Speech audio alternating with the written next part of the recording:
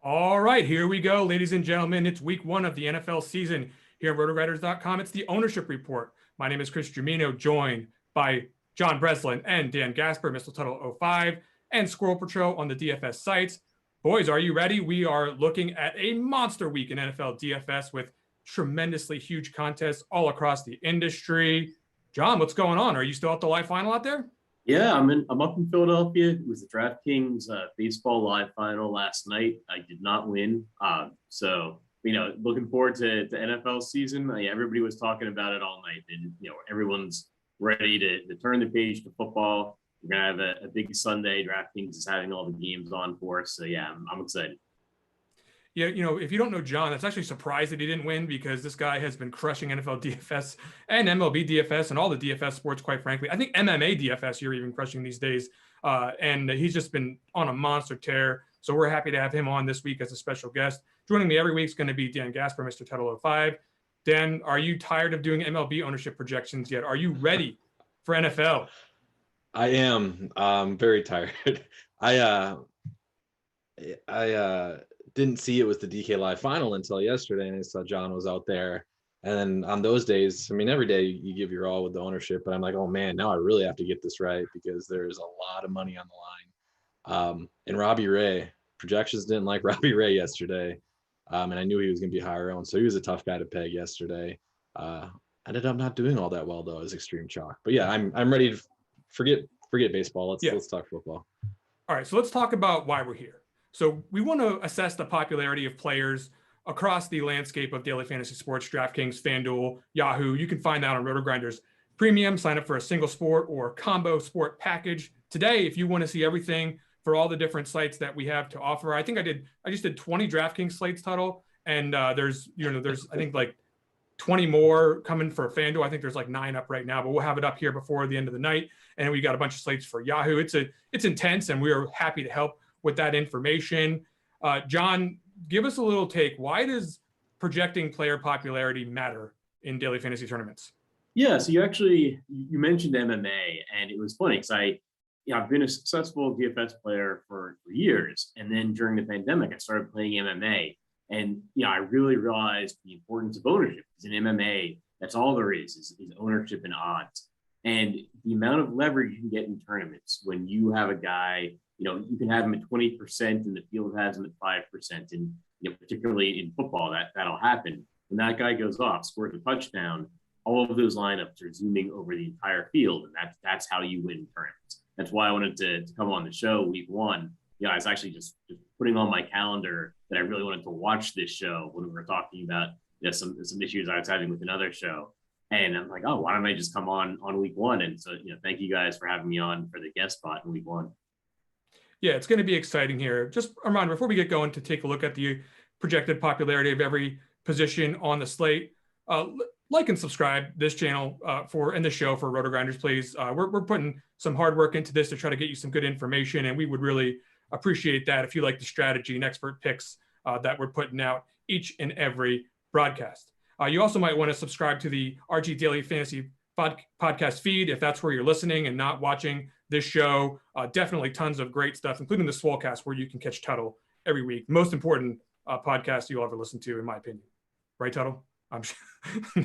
No, okay, let's get down to business. Let's talk about what's going on with quarterback. We're going to look at DraftKings primarily to start here. John, I'll pull up the player cards. We'll see some of the ownerships on the other sites. But right away, I'm looking at spread ownership at the quarterback position with Josh Allen nudging ahead of the other guys. Do you agree with this trajectory here? Do you think Allen's going to be near the top of ownership in week one? And why do you think that you'll be playing him or not playing him this week? Right. So I do. I think Josh Allen's going to be the most popular quarterback. I think he's a quarterback who can get there in a bunch of different ways. But I think you probably have pretty good ownership on all of the top guys. I mean, I think it's going to be Josh Allen, Patrick Mahomes, Kyler Murray probably as the most popular. This is a high-scoring game. We expect the Bills to pass a lot this season. I think the entire offense is going to run through Josh Allen, and so I think it's going to make him the most popular quarterback on the slate.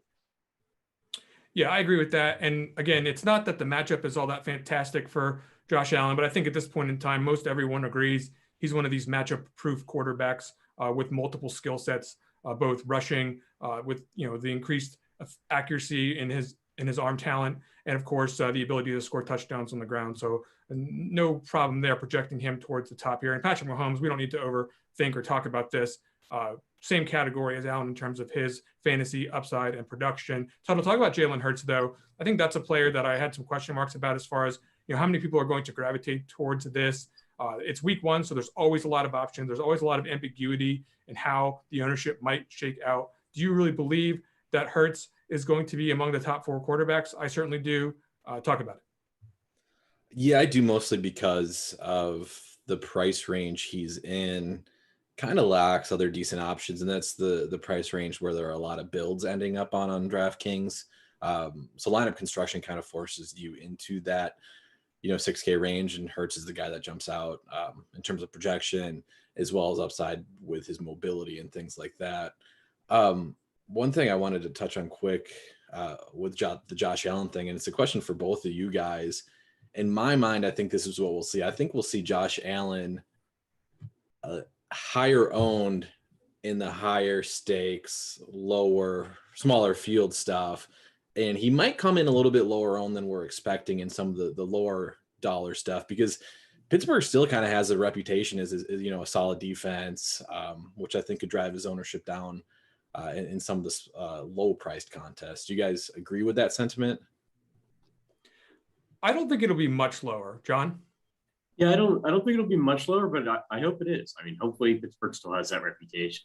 To just touch on Jalen Hurts, I do think there could be something that drives his ownership a little bit lower than we're expecting, which is the Atlanta defense is probably pretty popular. Yeah. We'll get there in the defense section, but I think that might hurt. Hurts a little bit and push him down. I think relative to the skill positions, this might be one of the highest I've ever projected a defense relative to the top projections on other players. So that's interesting dynamic that we will for sure want to talk about when we get to the defense and special teams section. So once you get past those 4 guys, Murray in the high total game with Tennessee, I think everyone's expecting lots of popularity there. But I think once you get past those guys, you can pretty much say that the rest of the field is not really worth discussing from an ownership perspective in terms of whether or not they're going to greatly influence your chances of making a overall low owned lineup. Tuttle, any takes on that? Yeah, I mean, I agree with that in general. Yeah, it's definitely not going to be a situation where we're worried desperately about finding a low owned quarterback once we get past those top 4 guys. And even playing the top 4 guys isn't going to necessarily take your lineup out of low owned territory overall. All right, let's get into the running back position and talk about some of the top plays there. John, you had a take before this show started that maybe there is an option that we're going to be looking at here that could possibly be a little bit higher owned than the way that I have it projected, and that's going to be James Robinson. But before we talk about James Robinson, let's talk about the very top owned running backs: Gibson, Kamara, McCaffrey, and Cook. I think that pretty much everyone agrees that those are the guys that are going to be the highest owned of the studs. You're saying that maybe James Robinson will creep up here and lower the likes of Gibson and Joe Mixon. I think so. I think he's pretty mispriced just because of the injury to the rookie running back they have in Jacksonville. So James Robinson wasn't really expected to have the whole workhorse role, and now he's going to, and I think that's going to drive his ownership up. I think he's going to be a really well projected point per dollar guy. I think it's going to be higher on FanDuel than on DraftKings, but I still think he's going to creep up there on DraftKings. I don't know about 3% on Yahoo. I might have to bump that up a little bit, but I saw the dynamics of Yahoo slate in case anyone's playing on that site. And there are definitely some really underpriced players there Wide to the point receivers. where, Robinson's actually priced up a little bit relative to those guys. And I don't think he'll be as high owned there, but you nailed it. FanDuel, he'll be one of the most popular plays. DraftKings, I have him at 14%, and you're thinking maybe he even eats into some of these other guys, Mixon and Gibson, who I do think will both be popular plays. Gibson, of course, has been the darling of the seasonal fantasy community all offseason. The matchup, not necessarily prohibitive there, and the price is great. Mixon also in the great price range. But I think because of how cheap the wide receivers are, Tuttle, we're going to see lots of ownership on Kamara, McCaffrey, and Cook. Don't you agree? Yeah, 100%. I think that's kind of where Build's force ownership is on those higher priced running backs. And with that in mind, I would not be surprised if Kamara and McCaffrey end up being the highest owned running backs. Like anything we're talking about here, we're probably talking only a couple percentage points in terms of, downward mobility for like a Gibson type in terms of ownership, or a Mixon type as well. The guy that I wouldn't be surprised if he steals some ownership away from both Mixon and Gibson for cheaper is Mike Davis. We talked about point per dollar projections. Mike Davis is a guy that a lot of projection systems like this week from a point per dollar standpoint. He stands or looks like he's the guy in Atlanta. They signed Wayne Gallman just recently, I think with maybe 10 days left until the season started. So it's still up in the air how much Gallman's going to be involved. And if he's not involved much at all, then it's Davis's backfield. So Mike Davis is the one that I saw that could potentially increase in terms of ownership projection, just because I think projections like him quite a bit. He's one of those guys on Yahoo that's severely underpriced. So go ahead and dial him up for $17 over there. And I don't disagree that there's room for upward mobility here on this ownership. But again, there's so many good, projected options this week, Tuttle, that it's very difficult to just say definitively, well, yes, Mike Davis will be higher, because there are other guys who people want to play. People, believe it or not, do still want to play Derrick Henry at 8,800, despite the fact that, there are other options in his price range that are better. People at this point know better in tournaments. You hear the various podcasts all week long talking about how everyone wants to play those other guys. And then, of course, that naturally is going to take these sharp tournament players and put them on Derrick Henry in a game that people want to play. John, any reaction to that? Do you think that sometimes throughout the course of the week, the obvious high-owned plays get talked about so much that people start to look for pivots, and then those pivots by Sunday end up getting jacked up just a little bit? Yeah, I think you're going to see that in higher dollar tournaments, right? Because I think a lot of the lower dollar tournaments, people are just reading an article and playing, who they think the best plays are. I think in higher dollar tournaments, you do sometimes see, people kind of galaxy braiding themselves into playing some of the lower owned plays, and then those guys, everybody kind of lands on the same lower owned play. Derrick Henry, I'm not sure it's going to happen with, though, just because, especially on DraftKings, with his not catching passes. It's September, right? Like it's not his time of year yet. So we'll see what his ownership is come Sunday. I set the line around 10%. I think that that's a fair line. If you want to take the under, by all means, go ahead and smash that. You've got the ability to do that. My book's always open, John. But at the end of the day, I do think that he won't be any lower than like maybe 7% owned or something like that. I don't think he's going to get down in like the 3% ownership range on this slate. Now, something that I do want to mention right now is that if we expect Derrick Henry to thrive, we can actually head over to Thrive Fantasy and come prop up this football season. Thrive Fantasy is a daily fantasy sports and esports app for prop players.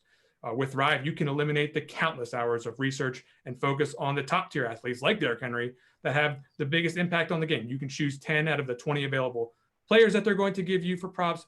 Build your lineup. Each prop is assigned a fantasy value for both the over and the under based on how likely it is to hit. Hit the most props and rack up the most points to win a share of the prize pool. Thrive's got $140K guaranteed in prizes for NFL Week 1 and has awarded over $4 million to date. Now, Thrive Fantasy's got $100K of that $140K in one contest with $20 to enter. First place takes $20K. You're going to want to go over there and use the promo code Grinders to sign up today, and you will receive 100% instant first deposit match up to $250 plus free entry into the $100K contest. Go download Thrive Fantasy. It's in the App Store, on the Play Store as well. And visit their website, www.thrivefantasy.com. Sign up and prop up today. All right, let's get into the wide receivers, boys. There are some interesting things to talk about here from the highest owned wide receiver perspective. And Marquez Callaway earlier in the week, I thought he was going to be just through the roof in terms of ownership. But since then, it has become clear that there are multiple low-priced wide receivers that you can choose from on DraftKings. Elijah Moore, $3,000. I'm not going to name them all. John, give me the take here. What are we doing with the low-priced Marquez Callaway and other low-priced wide receivers? Because I think that this build is going to get very chalky. I think so as well. And I think it's going to be a really popular cash game build.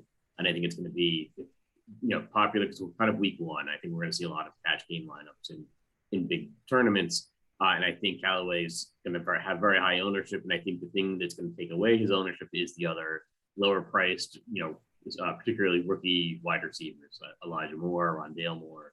I'm kind of excited if Marquez Callaway is going to be around 25%. I don't think I'm going to have that much of him in tournaments.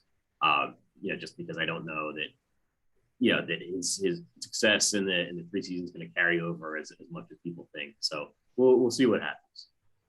Tuttle, what does this mean? Let's say, like, I even made a build of just stacks that were high points per dollar, right? Like I went to the stack finder on rotogrinders.com, lineup HQ. Go get it, guys. It's an incredible tool. And I found low points per dollar options. I should say high points per dollar options, ones that you can get in there very cheaply. And I was running builds with that without much of other rules in place. And I'm still getting tons of these cheap. It wants to still put those cheap wide receivers in along with these low points per dollar stacks too, so that you can get the studs. So what are we doing? What's going to happen to some of these receivers that are expensive, like Ridley, Adams, Diggs? And then once you get past that, even lower, like how owned are these guys going to be? I've got them in like the high teens to low teens for the real big studs, but there could be some opportunity here. Yeah, I think you mentioned it. There is going to be a drop off. I still think Ridley, Adams, that tier is going to see decent ownership, and that's what you have projected as well. Because I think the most common build you'll see on DraftKings is two low price receivers, Ridley type receiver, and then the third running back would be like in that Joe Mixon range. Is I think going to be the most popular build. So I still do see Devontae Adams and Calvin Ridley seeing decent ownership, but the other high priced receivers, once we're looking at like a DK Metcalf at 7,500, like you have them currently projected at 8.1%. Would not be surprised if that was lower. Actually, somewhat similar for these guys in the Arizona and Tennessee game. Obviously, tremendous options, high scoring game against defenses that are just terrible in the secondary. And we could see, AJ Brown and DeAndre Hopkins even creep into the single digits in terms of ownership as well, just because of the dynamics of the slate. I think if you're looking to get a little bit different with your builds, definitely pay up at, two receiver spots as opposed to just one. Just do simple things like that. Yeah, I was thinking that myself. That's a good rule to make in your optimizer, is to get, some lines built that make sure that you have two of those wide receiver spots, like Tuttle said, using players above a certain threshold of salary. Because if you just let the optimizer run what it wants to do, which is put, the best projected plays in, first, you're going to get a lot of Elijah Moore, especially. We might be a little bit high on this projection, but not too high. 11.5 is certainly very viable for a guy who's the de facto second option in this passing game. There's definitely plenty of reasons to be cognizant of how your wide receivers are getting used in your optimizers when you're building multiple lineups this week. John, any other takes here on the top tier of wide receiver ownership? Yeah, I'm going to aim to be over the field on the top guys, because I think the NFL is changing, and like some of these wide receivers like Callaway and Elijah Moore, they might break off a long touchdown. The guys like Stephon Diggs, Devontae Adams, like the entire offense is going to run through them, similar to the way we've seen with like Michael Thomas in New Orleans in years past. And I think some of these guys are going to hit double-digit receptions, and that's not necessarily going to be the cheaper guys. So yeah, I'm going to be looking to to do a lot of paying up for 2-3 wide receivers and then using cheaper running backs in my tournament builds. Yeah, we didn't even mention Tyreek Hill. Somehow we barely mentioned Patrick Mahomes. We barely mentioned Tyreek Hill in this wide receiver section. I don't think that those guys are necessarily going to go underowned or even close, but I don't actually think that those are the first thoughts on people's mind this week. So that's been an interesting dynamic as I've listened to people talk about the week one slate. Now, speaking of Patrick Mahomes, on Prize Picks, from Friday morning until Chiefs kickoff, Patrick Mahomes' yardage prop is going to be set at a half yard. So new and existing users, get over there. It's easy money. Sign up for Prize Picks. Use promo code Grinders and get 100% deposit bonus match over there. It's fantastic stuff. Prize Picks, a lot of fun. Up to $100 on that deposit bonus. So get over there now. Take advantage. Let's talk about tight ends. Tight ends is a situation every single week in NFL DFS where we have a limited set of options. Two of them stand out far above the rest to me so far. Kyle Pitts is the easy one to name. Tuttle, what's going on with Kyle Pitts here? I mean, this guy, we never seen him play football in the National Football League, but he's 20% owned and everyone expects him to crush. Is that happening? Yeah, so typically a situation like this, it's like, hey, just fade the guy, right? Because like you said, we don't know for sure what's going to happen. It's week 1 in the NFL. We've never seen him take an NFL snap. We don't know what his involvement is going to be. There's plenty of uncertainty around Kyle Pitts this week. But man, the other thought is you can get a wide receiver at the tight end position is basically what you're getting. And this is likely, well, I don't want to take that prediction, but this could be the lowest price we see him all season long. He projects as a guy second in target share behind Calvin Ridley on this Falcons team. Could be close to a 20% target share right out of the gate. He's going to be on the field a lot. You don't get that very often at 4,400 at a tight end position. So again, my typical reaction would be, hey, just go underweight on this guy, but I'm going to have a lot of Kyle Pitts this week. And I think his high projected ownership is certainly justified. I started with 20% target share with Kyle Pitts over the offseason, and I don't think that that's insane for the season at large. I do think Hayden Hurst presents a small risk to 20%, but you can still project him for 17, 18, 19%, something like that. And his projection is still going to look just great at 4,400 on DraftKings. John Travis Kelce, he's tall. He's probably going to still be heavily involved with the Chiefs offense. Obviously, we're playing him, right? Yeah, I think he may end up with being higher owned than Kyle Pitts, but I think it's going to be a toss-up. I think those two are going to be by far the highest owned tight ends. I'm probably going to try to have more Kelce than Pitts. Like I said, I'm looking for guys where eventually the offense is running through them. Kansas City has a lot of weapons, but Travis Kelce probably has the most locked in receptions for a tight end of anyone in the NFL. So in history, you can just say in the history of the NFL, this is the guy so far that's been the easiest to predict in terms of wide receiver 1 type usage. Now, Tuttle, a guy that is not quite as easy to predict for that kind of usage week in, week out is George Kittle, because especially this week, the 49ers are just, they're over matching the Lions on paper to me. Like, I had the 49ers, as a team that could really do well because of their schedule this season. I'm looking at the matchups across the board, and there's not really any that I like for Detroit. So a guy like Kittle, probably the only concern here is that they just steamroll him, right? Yeah, that's the biggest concern, in that the production spread out to that they don't really have to force it to one guy, because Detroit is just terrible all around defensively. I do think Kittle will be, and you have it projected this way, I think Kittle will be still fairly high owned. Like, he's still the 3rd highest projected tight end. He'll be higher owned on FanDuel than DraftKings. And I think he will fit a lot of people's builds on FanDuel as kind of the go between Pitts and Kelce. He's 7K on FanDuel. Fits a lot of builds there. So he's not going to go under owned. But he's a fine play. Personally, I'm probably going to be right around that 11% mark that you have him projected at. I think there's cases for him, but I don't feel overconfident that he'll outperform like a Kelce or Pitts even. Those are the 3 best plays by a lot to me.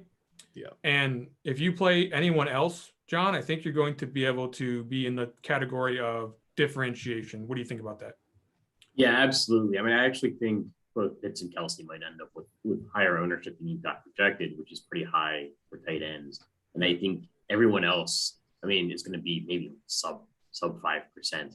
And some of these guys are going to catch touchdowns. It's just a question of figuring out which guy it's going to be. I think it's going to be highly unpredictable. We're going to get into that in just a moment and talk about some low-owned selections at each position. And that's the most fun part of the show, quite frankly. And that should be good to hear who we're thinking at the tight end position could get it done at lower than the top ownership in the field. Now let's talk about defense. We talked about the Falcons.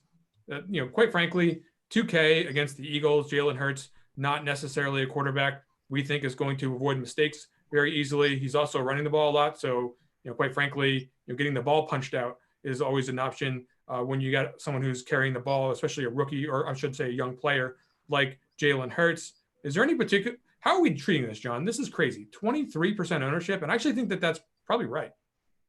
Yeah, I agree. I think you're going to see a lot, especially because it's week 1, and you're going to see a lot of people that just, plug in that Falcons defense because it's so cheap. I think it's a great idea for cash games. For tournaments, I don't know that they have a 23% chance of being the top defense on the slate. Talk about Jalen Hurts running the ball, and yeah, sometimes guys fumble, and he's a young quarterback, but he's probably not going to throw as many passes as the other quarterbacks. And he's probably not going to take as many sacks either. Like, this defense could underperform 23%.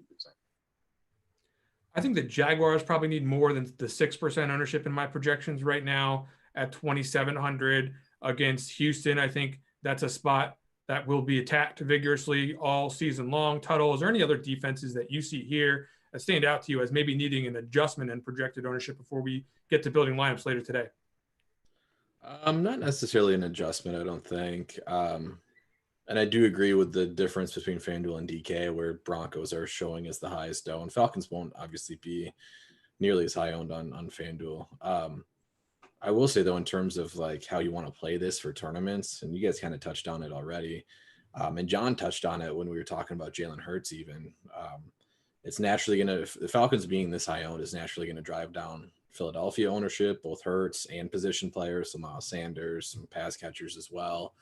I would be playing. I'm playing Falcons, and I expect to play Falcons in cash lineups. But I think you should be actively going out of your way to avoid chalk defenses in your single entry lineups and even in your multi-entry builds. I would be going out of my way to go underweight in those for sure.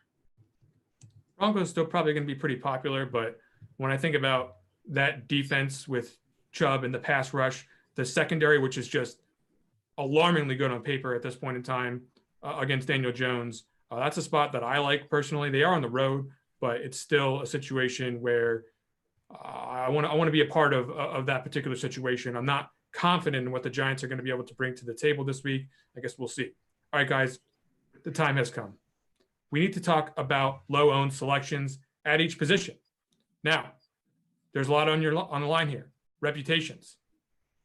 Can you stand firm behind these selections? Do you have conviction to tell the people who it is that you think you're going to mix in with your best plays on the slate in order to make appropriately owned lineups in NFL DFS tournaments? Are you ready to do this, John? You have not done this before. Are you ready? I think so. Give me a quarterback that you think will be on the lower tier of ownership that you think will succeed above his ownership expectations. Go. Sam Darnold. So I think this game's going to go over the projected points. I think everybody likes the weapons in this game. Christian McCaffrey, DJ Moore, Robbie Anderson, Elijah Moore running back. It makes for a pretty affordable game stack if you're not using McCaffrey, but Darnold's cheap enough, and Christian McCaffrey is a good receiving back. So if he breaks off a 75-yard dump pass for a touchdown, that's good for Sam Darnold. I think people kind of poo-poo the revenge game narrative thing. It's his first game with Carolina. It's against his former team. But it occurs to me that if Carolina is up in this game, I think, with them trying to build Darnold's confidence, I think they're going to let him keep passing, right? And they're not going to run Christian McCaffrey into the ground coming off an injury. So I could see them passing, keeping the foot on the gas if they're up. If they're behind, they're going to have to pass the ball anyway. So I kind of think that Sam Darnold's got a higher floor than people are thinking and a higher ceiling. I just checked his passing yards prop. It was a little bit lower than I had it projected for, but even if I lower the yardage expectation for the Carolina Panthers in projections, he's still going to look like a really good value on DraftKings. And, you've got, I looked at the matchup with the secondary of the Jets, and there's really a good spot here for some of these top wide receivers on the team. So I'm in agreement here that this is a good option. Tuttle, who do you think could actually get it done here without being terribly owned? Rookie Trevor Lawrence. Man, I think we're looking at a Houston team that might not be able to win games in the XFL. Like, I think they're just very talent deficient, both offensively, defensively. I think they're like a very, very bad team. So it's just going to come as, how are the Jaguars going to score points? I think they're going to score points. Most people, as we see by ownership projections, are thinking that they're going to score points via James Robinson, especially on FanDuel, right? We have James Robinson coming in as one of the chalkiest owned running backs, and completely agree with that. That's going to lead to Trevor Lawrence being cheap. A guy I'll talk about a little bit later being lower owned as well at the wide receiver position. I think Jaguars are going to put up points, and it's up to Urban Meyer to see how they score those points. But Lawrence at 5% or under 5% ownership against what I think is going to be one of the worst teams in the NFL. I think it's a good bet. Yeah, I think so too. I mean, I think it's certainly got a chance, right? Lots of good cheap receiving options. You can make good lineups around a Trevor Lawrence stack, and that's what's in. You got to be careful with the roster construction we talked about earlier, not to fall into the chalk build all over again. Even with Lawrence at 6,200, you can still fall into a pretty chalky looking build. But I do think that that's a good take as far as potential to reach asymmetric upside. Now let's talk about my selection here, which you can pencil this in for 3 to 5 more weeks this season. Kirk Cousins. Now, it's not that Kirk Cousins is something electrifying as a fantasy player, but he does have these big games. And we're talking about the Bengals here as far as the matchup that they're going to be in. Everyone's going to play Dalvin Cook, and I think that that's appropriate. You could even pair Dalvin Cook with Kirk Cousins in your stacks. But I do think that there is a great chance to make the double stack that you definitely want in these big tournaments with a Kirk Cousins without having tremendously high ownership. And there's high quality bringbacks at low prices on the other side. I definitely think that is this going to be higher owned? Like what am I, John, what am I talking about here? How can this be like that low owned? Is it really that many options on the slate? Yeah. So looking at 2% ownership for Kirk Cousins. Nobody likes to play Kirk Cousins, but I agree. I think that everyone wants to play Justin Jefferson. People like Adam Thielen.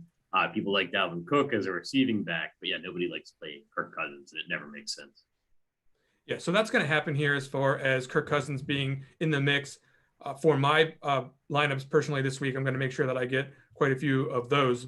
Now it's time to talk about low-owned running backs, John. And boy, running back position is so tough because we're getting so good at making player projections in NFL DFS that a lot of times the top projected plays are just generally the best plays. Is there anybody that we can look to here at the running back position that has a chance of outscoring these guys?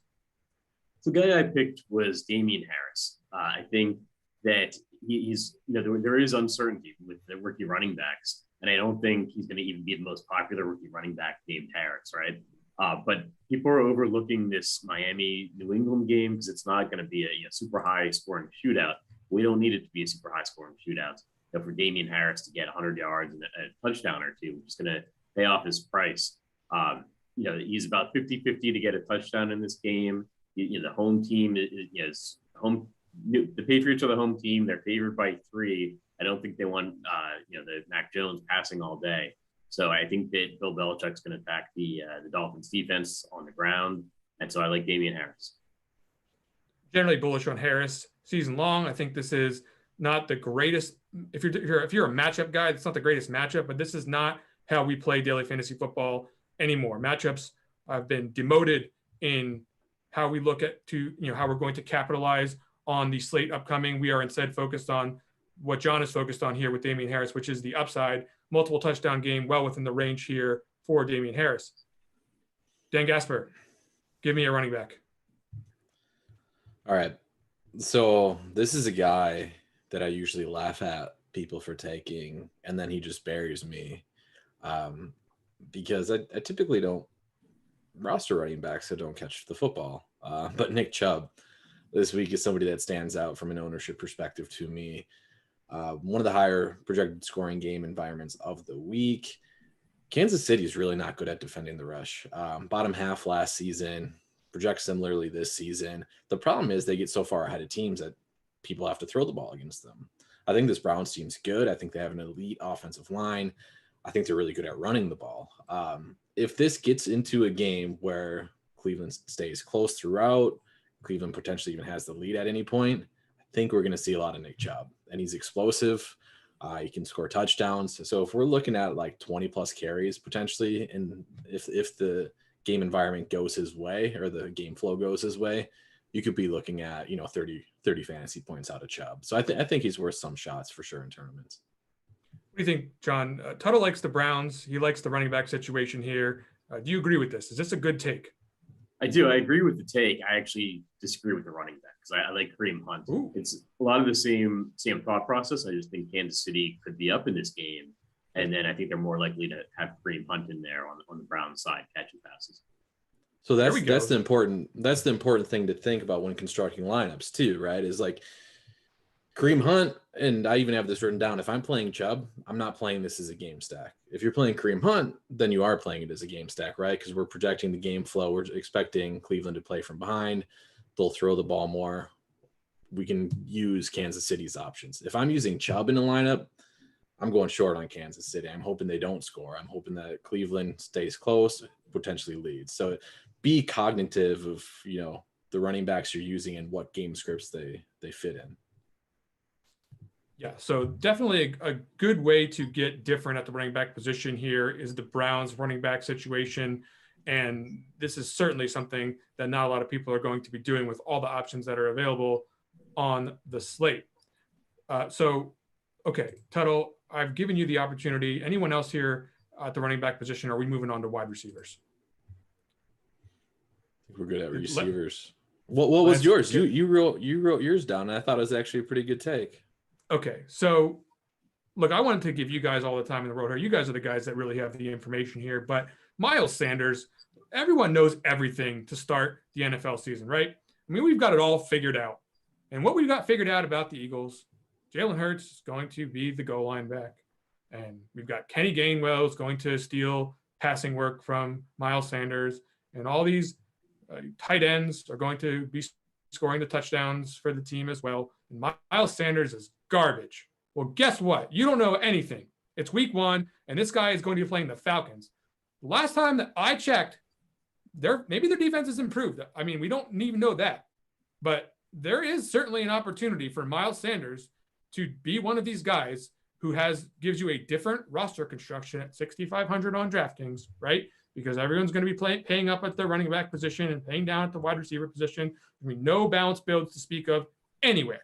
Miles Sanders getting in the box a couple of times is well within the range in this particular game. I mean, these teams stink. Neither one of these teams is going to the playoffs. I'm calling it right now. And we're looking at Miles Sanders here, 5% owned, lower on other sites. Go ahead and get Miles Sanders in a couple of lineups at least. John, what's going on here? Is this a crazy take?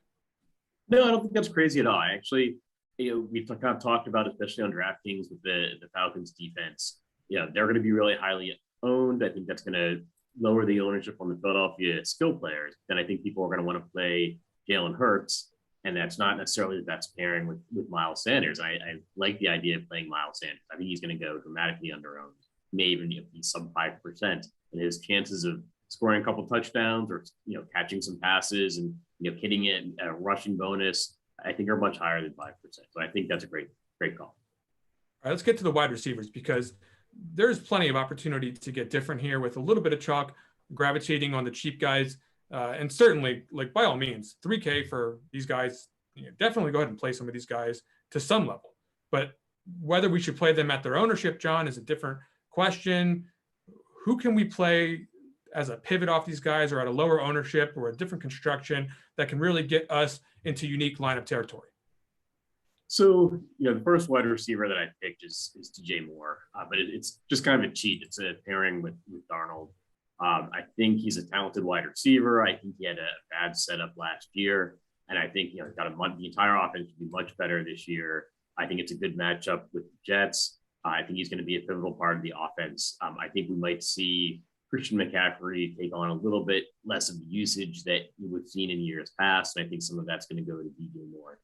So I think we're looking at sub 8% on DraftKings, sub 4% on FanDuel. I'm going to be looking to be way over the field on that. Yeah, this is why Darnold, like almost by default, has to be better than we think he was before. Just looking at these weapons on this team is great. Guys, Terrace Marshall, like, I don't know, maybe preseason is a little bit too early to declare a guy anything, but he looks like the real deal to me. So, I mean, they've got options all over the place, and DJ Moore especially hasn't really reached the pinnacle of where he can get in his NFL career. And the number of different weapons to defend on this team could really propel him to some monster games. Tuttle, who do you have at wide receiver for your first selection? Yeah, I went with the pairing of my QB with Trevor Lawrence with the lowest projected on receiving option, which is DJ Shark. I think with these rookie QBs or really any offense with new situations and new offensive weapons, there's a decent amount of guesswork involved in projecting target share early on. The general consensus seems to think, hey, Laviska Shenault's the guy, Marvin Jones is the guy, they're going to see the higher target shares. Like, it might not shake out that way. DJ Chark had a lot of negative press on him with the preseason injury, with the finger injury. Didn't get a lot of work in with Trevor Lawrence, but still tremendous downfield threat. He ranked 4th in air yards last season per game in games that he played in. Obviously, he struggled with injury again last season. So expect a lot of high value targets for Chark. And again, I just love this game in general from the Jaguars standpoint. So I think you can, not only will you differentiate yourself from just playing Trevor Lawrence, but if you're stacking him with Chark, I think that will be a different line of approach than most people will be taking, especially on DraftKings, where people will be playing the 3,600 Marvin Jones much more frequently than Chark. Miserable secondary there for Houston, so this makes all the sense in the world. They've tried to keep him healthy leading up to the season. Everyone's going to be playing someone like a Marvin Jones at 3,600 on DraftKings. Not as many people going to be on DJ Shark. John, who do you got as your second option here at the wide receiver position? So yeah, it's just a total pivot off of the chalk Callaway. I've got Deontay Harris. I mean, these guys have about the same receiving yards prop.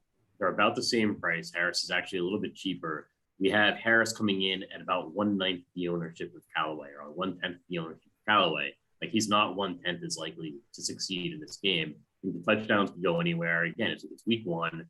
You know, we haven't seen this offense's setup yet, really, in regular season mode. We don't really know where the targets are going to go, and everyone loves Callaway. But I think he's a fine wide receiver. I'm going to be way under the field if he's at 25% ownership. And just because we don't know where the touchdowns are going to go, we don't necessarily know where the targets are going to go. So yeah, I'm going to play Deontay Harris at way more than 3% ownership. Yeah, so you can see even in our projection, we don't know where the targets are going to go either. We have little Jordan Humphrey is out there running around like a jabroni. We got Jawan Johnson as a hybrid tight end type. Taysom Hill is doing whatever he's going to do out there. Nobody knows. And I've seen some people that are really bullish on Deontay Harris, and I don't blame them. So, I've got my issues with putting a projection on a median basis of him really high, but if you're looking for the upside, it definitely exists here in this thin Saints wide receiver core. Tuttle, who do you got as your number 2? Yeah, I threw Deebo Samuel as my number 2 option for low-owned receivers. I think everybody agrees, again, that San Francisco is going to score points. It's just a matter of how they do it. The biggest concern, again, is that it's going to be spread out. If it's not spread out, Deebo's a guy that could, get multiple scores. He struggled with health last season, but in the games that he played, there were only 5 games where he played 50% plus of the snaps. He averaged a 24.6% target share, over 14 PPR points per game. The biggest hit against him or knock against him is also kind of a good thing, is that he's got a low ADOT. He doesn't get very good he doesn't get many downfield targets. But that's also because they just try to manufacture touches because he's really good with the ball in his hands. So I think it's another spot where he'll get a lot of plays drawn up for him, or at least a handful of plays drawn up for him. And if he breaks one of those, it's a slam dunk for his price and ownership. Nobody's stacking Jimmy Garoppolo, that's for sure. And I don't think anyone's going to be bold enough to dial up Trey Lance just yet, sight unseen. We don't know how many plays he's going to play, or if he plays even one play. So Deebo is certainly a good way to get exposure to this 49ers offense, completely under-owned compared to his talent level.